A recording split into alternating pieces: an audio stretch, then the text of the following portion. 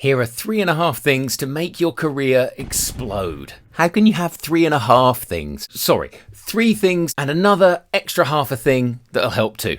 Have you ever had the feeling that promotions are given out because of who you know, not who's best for the job? Maybe you've been passed over and overtaken by people who seem to have an unfair advantage. If that's happened to you, I'm really sorry, I feel for you. It's felt like that for me once or twice. But there are some things you can do about it. 3.5 things, apparently. You see, there's this thing called proximity bias. We automatically favour things that are near to us over things that are further away. And on the one hand, it's wrong. But on the other, it's also just how it works. If you had to pick someone to lead a project, are you going to choose the person you know or someone from another branch 100 miles away that you've never met? But you see, this gives us 3 specific things we can do, not to change the favouritism thing, but leverage it. Turn it from something unfair into a secret advantage. You've got to use the difficulty. Use the difficulty. Turn the problem into something you can use for your own benefit. Step 1, find out what senior managers are thinking. Literally, ask your boss, what's on your radar right now? What's worrying you? What's most important for us? A one-to-one meeting or just over a cup of coffee with your boss or with other senior people. Take every chance you can to ask questions about what's going on for the business. It might feel a little bit odd at first, quizzing your boss.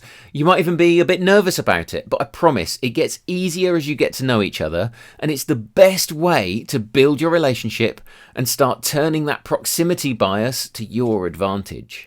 And you're giving yourself ammunition for step 2. Yep, step 2 is get better at translating between your team and your boss. You already know your team's language. You know what they care about, what they're worried about, because you're talking with them all the time, especially if you're having great one-to-one meetings using a secret, easy method I'll tell you about later. But by constantly asking your boss what they're thinking about, you'll be able to tell your team what corporate are focusing on and tell your bosses what your team are worried about in ways that fit with their agenda. Weren't there 3 steps? Yes, there were. And a half. Yes, I haven't forgotten the half. Right, so let's get to step 3. You know what your boss is thinking. You're translating better between your boss and your team. Step 3 is focus your priorities where your team and corporate interests overlap. Do that and you're going to get results that your team feel good about and that your boss cares about. And that's some really good stuff right there. That's what's going to turn proximity bias to your advantage.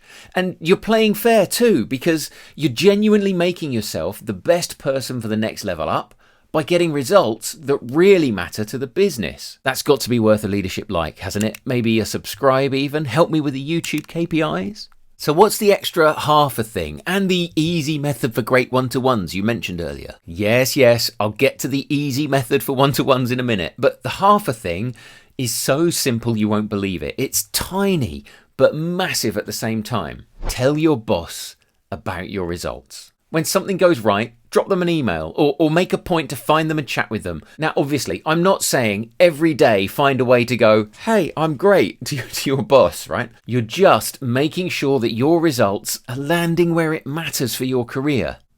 I'm running out of coffee. Now, I mentioned a really easy method for great one-to-one meetings. And in this video here, I'll give you the only 4 questions you ever need for a perfect one-to-one meeting. So you should go watch that next.